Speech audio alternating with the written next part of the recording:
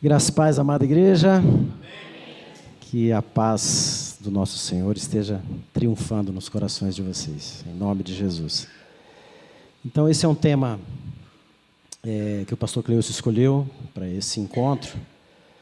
E depois de haver estudado alguns dias, eu percebi o quão necessário, oportuno, mais do que oportuno, é urgente. É um tema urgente para a igreja atual, para a igreja dos nossos dias, porque como o pastor Cleuso falou, a gente sempre acha que idolatria está lá fora, está nos ídolos construídos, né? Esculpidos, e muitas vezes nós esculpimos no nosso coração alguns ídolos, né? Então a gente vai tentar nessa noite identificar alguma coisa, vai ser principalmente uma autoanálise que você vai fazer no seu coração, de como está a sua vida cristã com relação a esse assunto. Eu queria primeiro abrir a nossa Bíblia em Ezequiel, no capítulo 14. Nós vamos ler o versículo 2 e o 3. Diz assim: veio a mim a palavra do Senhor, dizendo: Filho do homem, estes homens levantaram os seus ídolos dentro do seu coração, tropeço para a iniquidade que sempre têm eles diante de si. Acaso permitirei que eles me interroguem? Permaneça em pé, vamos orar. Senhor, nós te damos graças por esse privilégio de estarmos diante da tua palavra, diante da porção do alimento do Senhor para as nossas vidas. Sabemos o quanto temos que nos purificarmos no nosso dia a dia. E o Senhor usa a tua palavra como água para santificar a tua igreja e para fazê-la crescer triunfante nos teus propósitos e no teu querer. Abençoa esse tempo, abra as nossas mentes para o entendimento das tuas verdades, meu Pai, que serão impressas no nosso coração nessa noite. Em nome do Senhor Jesus. Amém. Pode se assentar, queridos. O texto aqui está dizendo que homens criam, elaboram ídolos no coração. Calvino dizia que o coração do homem é uma fábrica de ídolos. É claro que quando a Bíblia está falando de coração, não está falando do órgão que pulsa o sangue, né, por todo o corpo. Mas está falando do eu interior, do mais profundo do meu ser, de quem sou eu. A Bíblia está dizendo quem sou eu. Quando ela fala de coração, ela fala de 3 aspectos, só para a gente entender, tá? Quando ela está falando de coração, ela está falando da mente do homem. Quando a Bíblia fala de coração, está falando da mente do homem, que se refere aos nossos pensamentos, nossas convicções, o nosso intelecto, né, nossos juízos, lembranças, consciência e discernimento. Em Mateus 13:15 diz: esse povo está com o coração endurecido, né, o Senhor Jesus está dizendo, esse povo está com o coração endurecido, de mau grado ouviram com os ouvidos. Então está dizendo que o coração está no entendimento, né, o texto está dizendo isso. Só para os irmãos entenderem que um dos aspectos que a Bíblia trata como coração é a mente, o outro aspecto são as emoções, de onde surgem os nossos desejos, né? De onde surgem os anseios, os sentimentos, imaginações, afeições, frustrações, decepções. Isso são frutos que a Bíblia trata de coração, mas elas estão ligadas às nossas emoções. Então, quando a Bíblia fala de coração, está falando de mente, emoção, e o outro aspecto é a vontade. O que é a vontade? A vontade é a união do pensamento, da mente, com as emoções. A vontade é a decisão. É o momento que você decide. Baseado em que você decide? Baseado nos pensamentos que você formula e baseado nas emoções que você alimenta. É aí que o coração decide. Por exemplo, você pode decidir se você vai comer uma sopa ou um churrasco. Como que você decide? Você conhece os pensamentos, né? Você conhece o que é uma sopa, você conhece o que é um churrasco. Aí vem os seus desejos. O que eu vou querer comer hoje? Eu já conheço os dois, mentalmente. Aí o desejo fala, não, você vai comer uma carninha bem assada hoje. Aquela gordurinha. Amém. E aí vem a vontade que determina, sim, vai ser aquilo. Então, quando a Bíblia trata de coração, está falando desses 3 aspectos. Tá bom? Para a gente entender como é que a gente constrói ídolos no coração. Tá? Vamos seguir em diante. Então, a vontade é aquela capacidade dentro de nós que decide se queremos baunilha ou chocolate.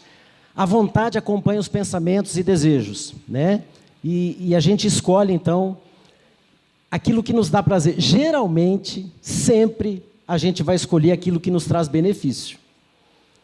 Aquilo que nos dá prazer, nos dá felicidade, né? O nosso coração é assim. Ele escolhe aquilo que dá prazer, dá felicidade, que dá bem-estar, né? Então, a vontade, diz aqui o Richard Baxter, conhece, pastor? Mais ou menos. A vontade nunca deseja o mal como mal, mas como aparente bem. Então, a nossa vontade, aquilo que moveu o nosso ser interior para decidir sobre algo, e quando decide algo mal, não é que a vontade queria algo mal, ela queria algo que era aparentemente bom. Os ídolos que criamos dentro dos nossos corações não são maus, não são ferozes, vorazes, né? Apesar de serem, mas não aparentam o bem, né? E o Jonathan Edwards diz que o coração nunca escolhe o certo, nem faz escolhas isentas de amor próprio. Sempre quando o coração humano decide, é para benefício próprio. Sempre. Sempre quando o nosso coração humano, nosso coração terreno, manchado pelo pecado, decide, ele decide por aquilo que vai me trazer algum benefício, né? Então, nós já vamos ver mais um pouco, já vimos o que é a vontade, o que é o coração. Vamos ver agora o que é idolatria. Eu procurei fazer uma definição. O que é uma idolatria? Idolatria é depositar a confiança, depositar a esperança, depositar as expectativas em algo que não seja Deus. Praticar idolatria é você confiar, depositar todo o seu ser, depositar suas energias, a sua vontade, aquilo que você anseia por melhor, você deposita em algo que não é Deus. Isso é a prática da idolatria. Pode seguir. Por exemplo, vou dar um exemplo aqui. Um afeto excessivo, né, a uma pessoa, a uma propriedade, a uma atividade, a uma posição, a uma instituição. Um afeto excessivo a um prazer, né? Daí surgem os vícios. Afeição excessiva, né? A um herói. Então, isso é idolatria. João Calvino diz que o mal em nosso desejo, caracteristicamente, não repousa no que queremos, mas em um querermos muito. Não é mal você querer alguma coisa. Agora, você querer tanto aquela coisa, tanto, que você está disposto por exemplo, abrir o seu relacionamento com Deus, né? Desfazer ou colocar essa coisa acima do trono de Deus na sua vida. Isso é idolatria. Querer alguma coisa não é mal. O mal é querer tanto, a ponto de transformar aquilo que você quer num ídolo. Isso é idolatria. E o que é um ídolo? Qualquer coisa que não é Deus, na qual empregamos todo o nosso coração. Tudo aquilo que você deposita, toda a sua fé, toda a sua afeição, que não é Deus, isso é um ídolo. Criamos ídolos nos nossos corações. Vamos seguir. Então, o ídolo é qualquer coisa que toma, né, para substituir a Deus em nosso coração. Qualquer coisa que dedicamos nosso tempo, entendimento, fazemos a nossa vontade e sentimentos mais do que a Deus. Jesus disse assim, ó, na verdade, Jesus disse que ninguém pode servir a dois senhores, pois odiará um e amará o outro, ou se dedicará a um e desprezará o outro. Quando você coloca uma coisa na mesma posição de Deus, um querer seu, um desejo, quando você coloca na mesma posição de Deus, você transformou aquilo num ídolo. E o Senhor Jesus diz, olha, você valorizou tanto isso que você começa a servir aquilo. E é impossível servir a dois senhores. Principalmente o nosso Deus, que não divide a glória dele com ninguém. Né? Não é verdade? Em outras culturas, tem culturas que têm milhões de deuses, né? Então, o coração está dividido. O verdadeiro Deus não pode ser adorado, não pode ser entronizado naquele coração, porque tem outros deuses, tem outros ídolos. É impossível que o Senhor Deus divida a glória dele. Deus revela a si mesmo de uma maneira que nenhuma coisa na terra pode representá-lo. Nos primeiros 2 mandamentos, Deus diz, olha, eu sou o teu Deus, não terá outros deuses diante de mim, não façam nada para tentar me representar. Uma que é impossível, né? Como que a gente vai construir alguma coisa? Como que você vai esculpir alguma coisa para tentar representar Deus? Impossível. Mas nós temos o homem tem um desejo disso, de construir alguma coisa para olhar, né? O ídolo já está no coração. O que ele está fazendo é uma expressão artística, talvez, para tentar representar. E daí, Deus já sabendo de como é o nosso coração, Ele dá um mandamento. Não tentem fazer alguma coisa para me representar. Não construam nada. Eu sou o Senhor, né? Eu sou o Senhor, o Deus de vocês. Não há necessidade, e é impossível que vocês façam alguma coisa que possa me representar. Isso é feito não apenas, né? A idolatria não é só quando alguém toma um pedaço de madeira e esculpe alguma coisa, um pedaço de gesso e esculpe alguma coisa. Idolatria não é só quando alguém se prostra diante daquilo que ela esculpiu, diante de uma imagem, né? A idolatria é aquela situação onde você dá mais honra, onde você honra mais uma pessoa ou alguma coisa mais do que Deus. Por exemplo, filhos. Você pode idolatrar filhos. Eu vejo hoje os pais obedecendo os filhos, mas não obedecem a Deus. Eu vejo os pais dando primazia para os filhos. O lugar mais importante é a mesa, o filho que escolhe o que vai comer, né? Vai todo mundo ao restaurante, ele que escolhe, ele que fala primeiro. Todo mundo, quando ele fala, tem que ficar quieto, prestando atenção nele. E com Deus? Nós honramos Deus a esse ponto? De quando Ele fala, o nosso coração se aquieta? O nosso ser interior se aquieta quando Ele fala? Nós damos a primazia das nossas vidas ao Senhor? Mais do que aos filhos? O cônjuge, né? Tem gente que valoriza mais o cônjuge do que o próprio Deus.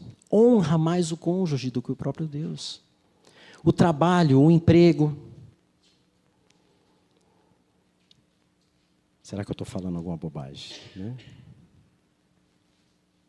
Ministério. Tem gente que honra tanto o ministério, que o ministério está acima de Deus. Os dons. Outro dia, ouvindo um estudo, né, da carismatolatria, né, que é você idolatrar os dons espirituais que Deus deu. Deixa de idolatrar, deixa de adorar o Senhor para adorar os dons. Está acontecendo isso, queridos. Dentro das nossas igrejas está acontecendo isso. Estamos adorando líderes. A hora que deu problema aqui, que o pastor Clício veio aqui. Pá, a primeira nota já caiu em cima e já começou tocando. Eu falei, meu Deus, será que eu posso idolatrar o homem um pouquinho? Começa a idolatrar o dom do outro. Deus deu para ele, não deu para mim. Né? Aí eu começo a idolatrar o dom do outro. Acontece isso? Imagina. Então Deus não divide a glória dele com ninguém. Ele tem a primazia da nossa atenção, ele tem a primazia do nosso louvor, a primazia da nossa adoração está em Deus, e somente em Deus, queridos. Não dividiremos isso com o que quer que seja. Pode seguir. É verdade que não nos prostramos diante de imagens, né? Nós os crentes, nós batemos no peito, né? Não sou como aquele, Senhor. Graças a Ti, Senhor, que não sou como aquele, que se dobra diante de imagens. Mas nós construímos deuses dentro dos nossos corações. Misericórdia, né? Misericórdia. Muitas vezes idolatramos o nosso trabalho, idolatramos filhos, cônjuge, cargos e tudo aquilo que já falamos, né? Personalidade, opinião. A minha opinião é melhor que a sua. A sua opinião não presta, o que presta é a minha. Ai, como a minha opinião é boa. Eu estou doido para alguém pedir a minha opinião aqui sobre um assunto. É assim. É assim que agimos. Finanças, bens, time do coração. Vai no estádio, sai rouco do estádio. E não é capaz de dar um glória a Deus dentro da igreja, né? E grita, né?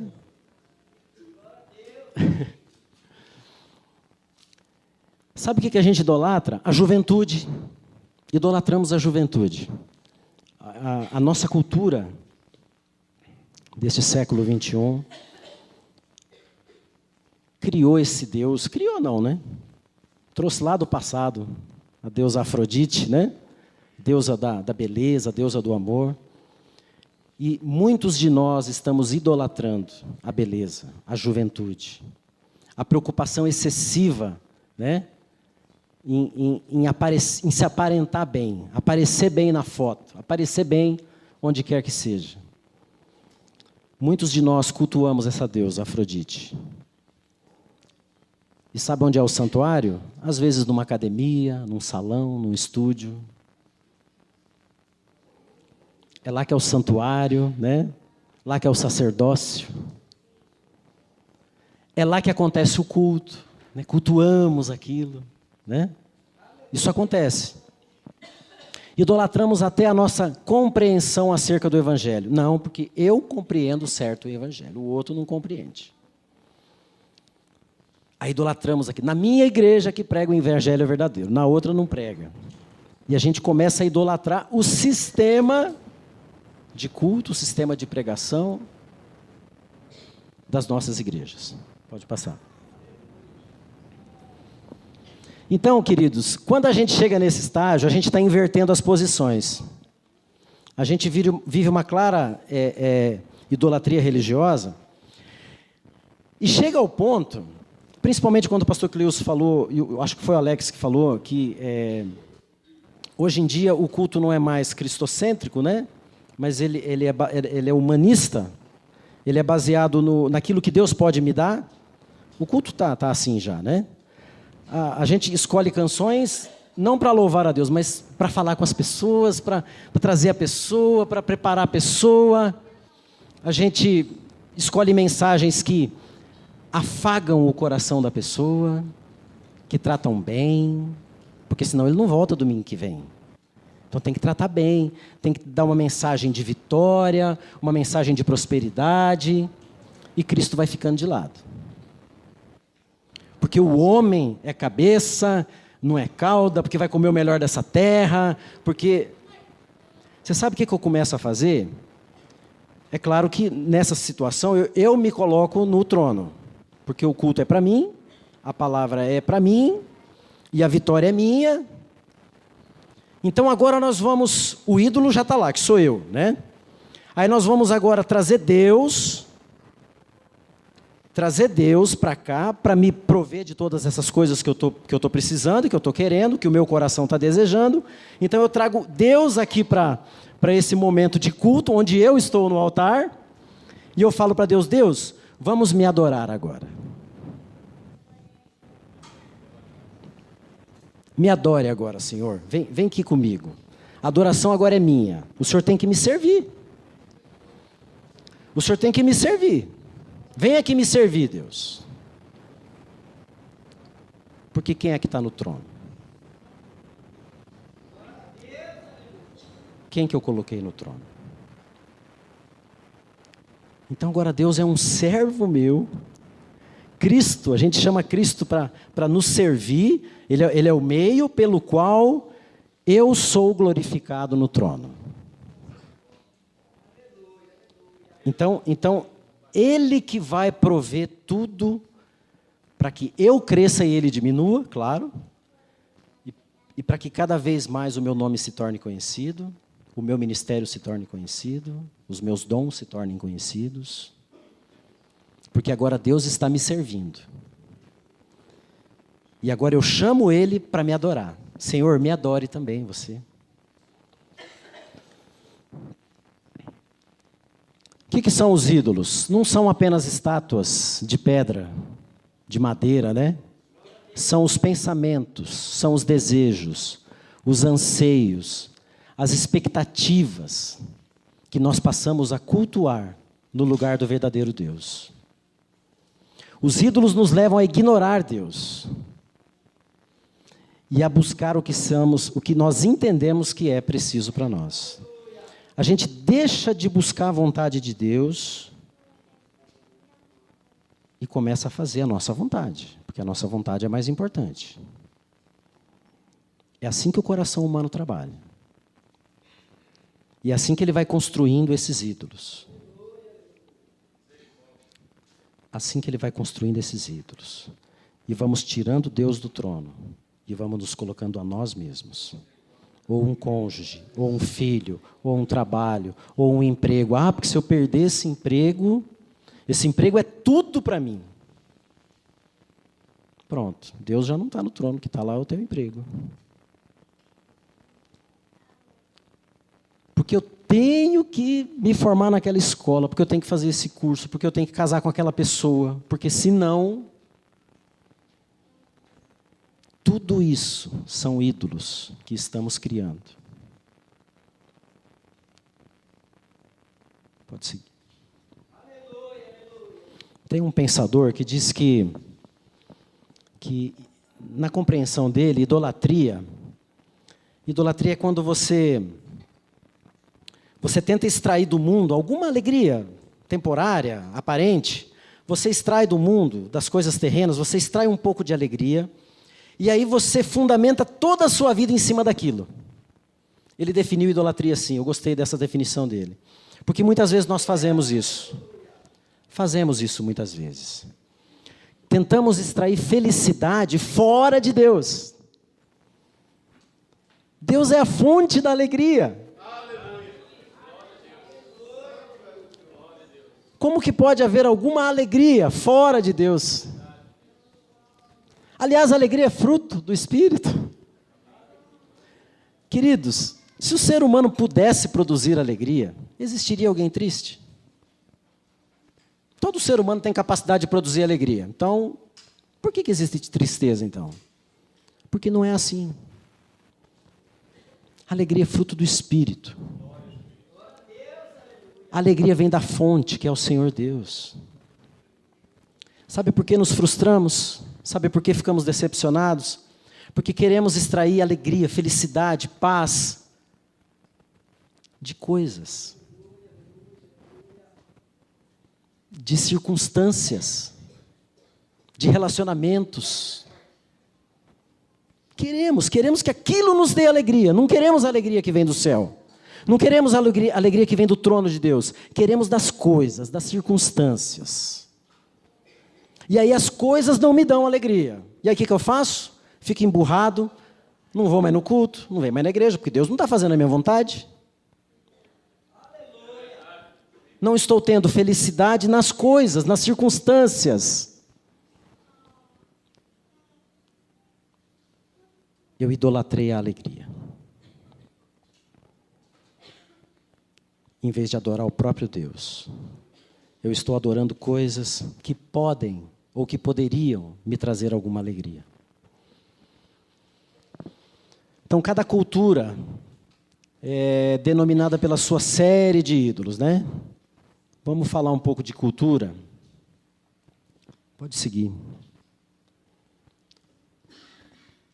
A gente, como eu disse, a gente pode não se ajoelhar fisicamente frente a uma estátua da Afrodite, só que tem tantos jovens se matando, verdadeiramente, entregando sua vida em sacrifício ao Deus da beleza. Quantos jovens nós vimos, principalmente no ano passado, se suicidarem? Pararem de comer, porque tem que emagrecer, porque existe um padrão mundial de beleza, que a mulher tem que ser magra. Então eu não posso mais comer, se eu comer eu vou vomitar. Não acontece isso? Quem que é o Deus dessa pessoa?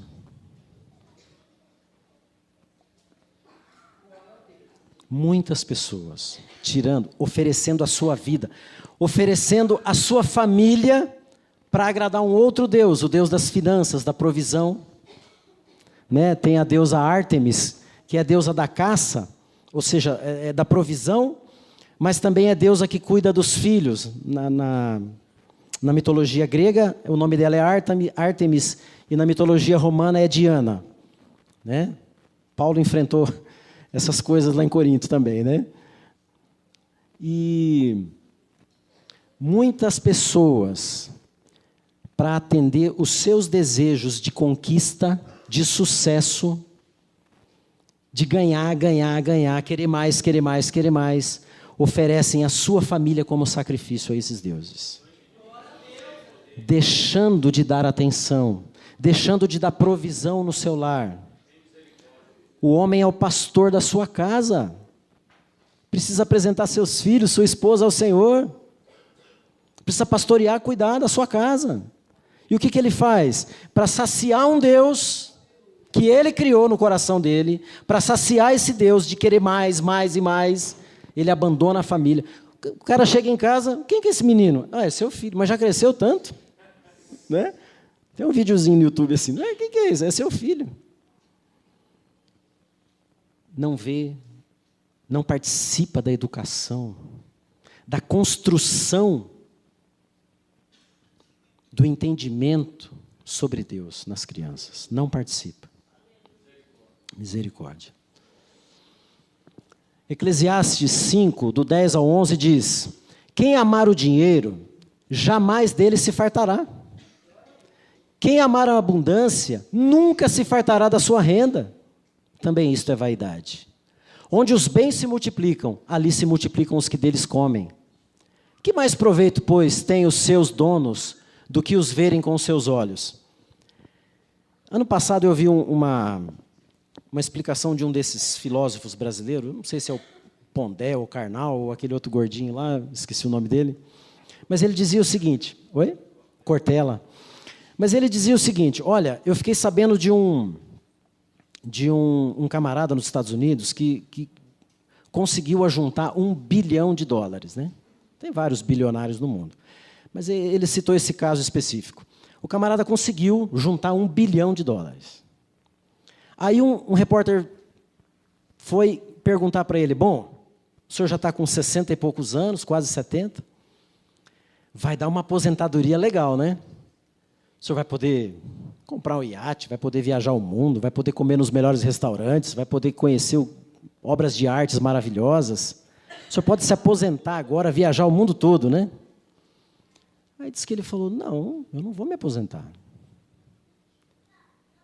Porque ele serve um Deus. Ele tem que estar lá no culto da segunda-feira. Ele tem que estar lá cultuando, porque aquele Deus é insaciável. O prazer desse camarada não está em chamar os amigos, ei, vamos lá em casa, vamos fazer uma viagem. Não, chamar a família para desfrutar. Não. O prazer dele está em ganhar o dinheiro.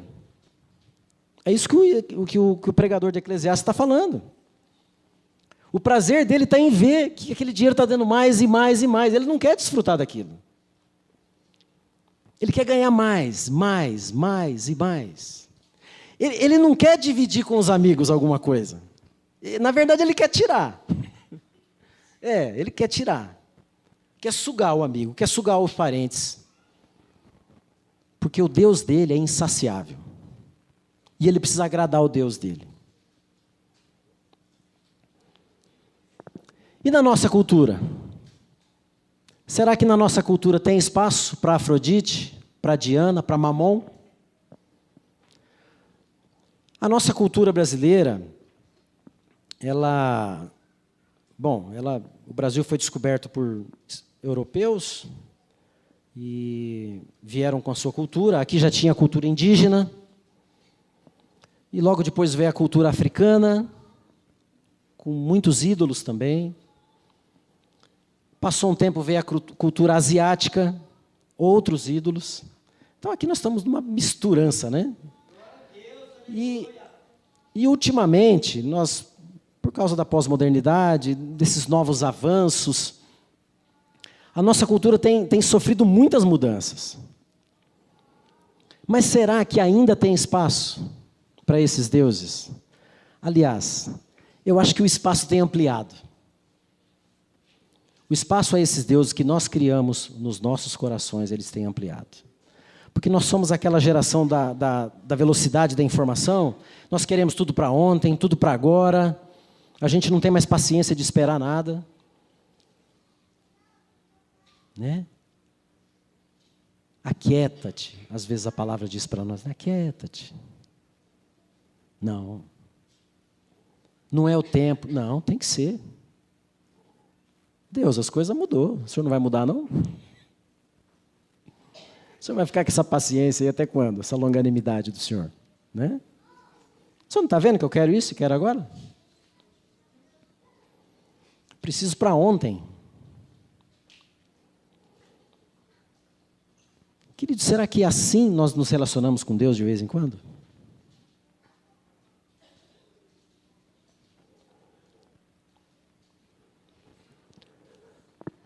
A quem servimos para obter as nossas realizações pessoais? A quem que a gente serve para ter o nosso sucesso? Qual Deus que a gente serve? Para ter o nosso bem-estar? Para ter a nossa alegria? O nosso sustento? Como que a gente faz o culto? Porque ele é um ídolo, eu criei um ídolo, então tem uma forma de culto. Vai ter um templo.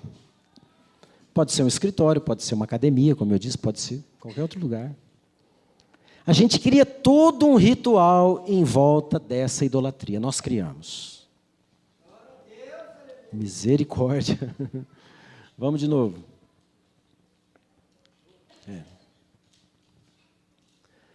Muito bem. Eu espero que até aqui o nosso entendimento tenha se aberto um pouco para que nós venhamos a perceber que sim, nós construímos ídolos, apesar de sermos crentes, né? Salvos, lavados pelo sangue do Senhor Jesus, mas nós, lá no nosso interior, nós construímos ídolos sim. Espero que até aqui a palavra tenha mostrado isso para todos nós. Agora, como proclamar contra isso? Que é um outro desafio do tema. Se acabasse aqui, misericórdia, né? Mas como que a igreja precisa proclamar? Queridos, a primeira coisa, ou a mais importante, inclusive, é permitir que a palavra nos desnude perante Deus. Não perante Deus, porque Deus nos conhece, né? Nós já estamos nus perante Deus, mas para que a palavra nos mostre a nós mesmos quem somos. Hebreus 4, verso 12 e 13, diz que... Vamos abrir lá. Hebreus capítulo 4.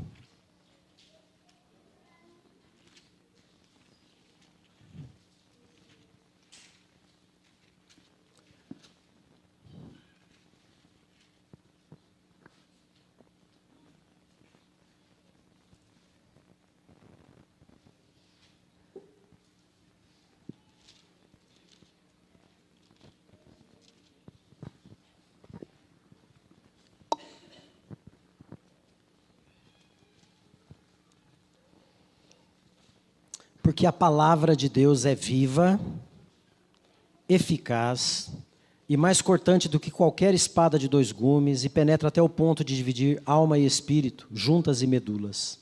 É apta para discernir os pensamentos e os propósitos do coração. E não há criatura que não seja manifesta na sua presença. Pelo contrário, todas as coisas estão descobertas, patentes, aos olhos daquele a quem temos de prestar contas. Então nós precisamos nos submeter ao lavar regenerador da palavra de Deus nas nossas vidas, para nos mostrar quem nós somos. Deus já sabe, mas muitas vezes nós nos enganamos. Então a palavra de Deus precisa penetrar no meu coração e mostrar para mim quem sou eu. Essa é uma das coisas mais importantes que é preciso fazer. No Catecismo Maior de Westminster, né, da Igreja Presbiteriana, ele propõe uma pergunta. Quais os deveres exigidos no primeiro mandamento? O que é exigido do cristão, do Filho de Deus, no primeiro mandamento? Conhecer. E vocês sabem que conhecer não é só saber quem é, né? Conhecer e reconhecer Deus como o único e verdadeiro Deus, nosso Deus, adorá-lo, glorificá-lo como tal, pensar e meditar nele, lembrar-nos dele, altamente apreciá-lo, honrá-lo, adorá-lo, escolhê-lo, amá-lo, desejá-lo e temê-lo. Crer nele, confiando, esperando, deleitando-nos e regozijando-nos nele. Invocá-lo, dando-lhe todo o louvor e agradecimentos, prestando-lhe toda a obediência e submissão do homem todo, de todo o nosso ser. Ter cuidado de agradá-lo em tudo e tristeza quando ele é ofendido em qualquer coisa e andar humildemente com ele. Se alegrar com Deus e ficar triste quando ofende a santidade de Deus.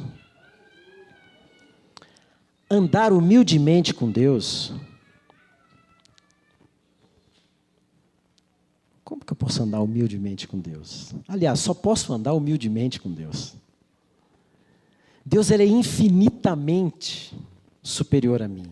Infinitamente maior do que eu. Na minha relação com Deus, eu preciso entender quem eu sou e quem Deus é. Ele é o Criador. Ele é todo-poderoso. Muitas pessoas se aproximam de Deus, ou pensam que se aproximam de Deus, e tratam com Deus tete a tete. Bom mestre, o que posso fazer para ser salvo? Né? Essa foi a pergunta do jovem rico, né? Chega no mesmo nível de Deus. Esse relacionamento é impossível, não existe. É impossível você andar com Deus se não for humildemente, ou seja, se você não se humilhar na sua inferioridade diante da supremacia e da soberania do Deus Todo-Poderoso. Muitas vezes a gente chama Deus assim, quer abraçar Ele. Não. Aliás, nos nossos cânticos, nós estamos subindo no colo de Deus, nós já estamos brincando na barba de Deus, nós já estamos, né? Não é assim os cânticos das igrejas? Está se perdendo essa compreensão de quem é Deus e quem sou eu. Claro, Ele é meu Pai, claro. Agora, por isso eu trato Ele com irreverência? É assim que Ele escolheu ser tratado? Tem algum lugar na Bíblia que eu posso tratar Deus com irreverência? Não tem. Então, às vezes, eu crio um Deus que não é Jeová. Eu crio um Deus e coloco lá no trono e trato Ele do jeito que eu quero. Eu desrespeito Ele, eu não obedeço Ele, mas Ele é o meu Deus. Eu criei um outro Deus que não é Jeová e coloquei Ele no trono. Um Deus que não exige nada. Um Deus que é tudo graça, tudo. Não tem santificação na minha vida com esse Deus, não precisa. Criamos, queridos. Nós criamos deuses assim, que não é o Deus das Escrituras. Pode seguir. Então eu quero deixar 3 perguntas para você fazer uma autoanálise. Se você, em alguma situação da sua vida, alguma circunstância, se você está criando um ídolo ou não. Então, quando você se deparar com alguma situação, alguma decisão que você tem que tomar, faça essa pergunta para você. Será que isso cumpre o propósito de Deus na minha vida? Será que Jesus Cristo ocupa o primeiro lugar nesse desejo que eu estou tendo, nessa decisão que eu vou tomar? Jesus está ocupando o primeiro lugar? E terceiro, Ele continua a ser o meu Deus, ou eu estou transformando esse anseio num outro Deus para mim? Faça essa pergunta no seu dia a dia. Jesus está comigo nessa situação? Porque o propósito final também acho que está agora. O propósito final do homem está ali, né? O fim supremo e principal do homem, segundo também o Catecismo Maior de Westminster, é glorificar a Deus e gozá-lo para sempre. O fim principal, o propósito, tem falado tanto em propósito, o propósito do homem é glorificar a Deus. E também desfrutar desse momento ou dessa vida de glória a Deus. Você também desfruta. Se na sua vida você glorifica a Deus, nas suas ações, nos seus afazeres, nos seus relacionamentos, no seu trabalho, se você glorifica a Deus com a sua vida, você desfruta disso. Você goza disso também. O Salmo 37 diz: agrada-te do Senhor. Agrada-te do Senhor. E você vai ser beneficiado. Eu quero ler Romanos 11, 36.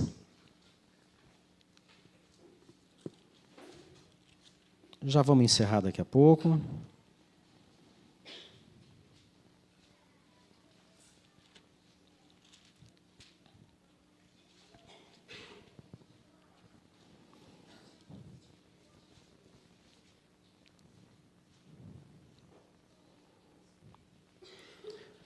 Porque dele, por ele e para ele,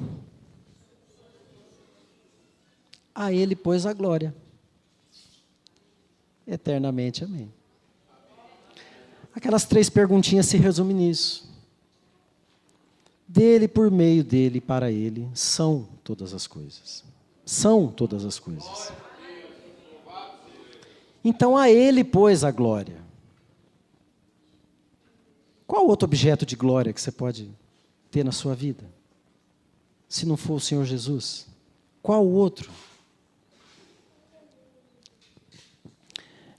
Vamos ler também Efésios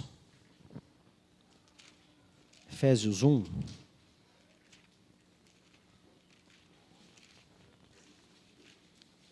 Já estamos encerrando.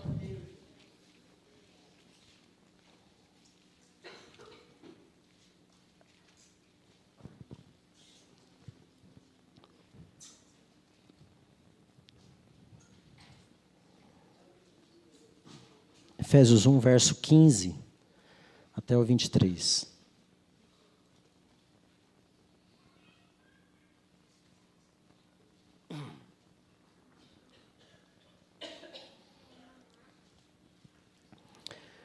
Por isso também eu, tendo ouvido a fé que há entre vós no Senhor Jesus, e o amor para com todos os santos, não cesso de dar graças por vós, fazendo menção de vós nas minhas orações, para que o Deus de nosso Senhor Jesus Cristo, o Pai da glória, vos conceda espírito de sabedoria e de revelação no pleno conhecimento dele. Iluminados os olhos do vosso coração, para saberdes qual é a esperança do seu chamamento, qual a riqueza da glória da sua herança nos santos, e qual a suprema grandeza do seu poder para com os que cremos, segundo a eficácia da força do seu poder, o qual exerceu ele em Cristo, ressuscitando-o dentre os mortos e fazendo-o sentar à sua direita nos lugares celestiais, acima de todo principado e potestade e poder e domínio e de todo nome que se possa referir, não só no presente século, mas também no vindouro. E pôs todas as coisas debaixo dos pés, e para ser o cabeça sobre todas as coisas, o deu à igreja, a qual é o seu corpo, a plenitude daquele que a tudo enche em todas as coisas. A Bíblia diz que em Jesus habita toda a plenitude de Deus. E que Deus deu Cristo à igreja. A Bíblia diz que o Senhor Jesus, que a tudo enche, a tudo enche. Tem alguma coisa de fora desse tudo aqui? A tudo Ele enche. Qual é o vazio que você tem, meu irmão, dentro de você? Que você está tentando preencher com algum ídolo, com alguma vontade, com algum desejo que não está submisso à vontade de Deus. Deus deu Jesus que a tudo enche, para a igreja, para nós. E por que é que nós, nos nossos corações, criamos altares e criamos ídolos para nos preencher? Para nos dar razão de vida. Por que é que fazemos isso? Não estamos reconhecendo a grande obra de Deus nas nossas vidas. A obra que foi executada no seu Filho. Não estamos reconhecendo isso. Estamos querendo a plenitude das coisas, plenitude de paz, de alegria, fora de Deus. Fora de Jesus, que a tudo enche. Como podemos? Como insultamos o Senhor Jesus? Querendo coisas que estão fora dele. Ferimos a santidade do nosso Deus. Nos prostituindo com esses ídolos que criamos.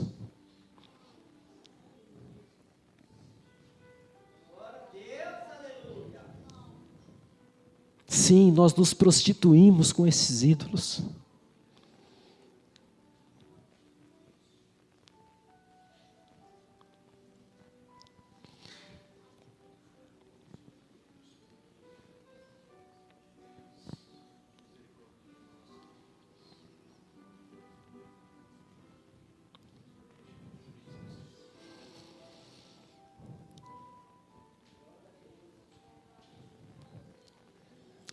Alegrai-vos sempre no Senhor. Outra vez digo-vos, alegrai-vos. Seja a vossa moderação conhecida de todos os homens. Perto está o Senhor. Não andeis ansiosos de coisa alguma.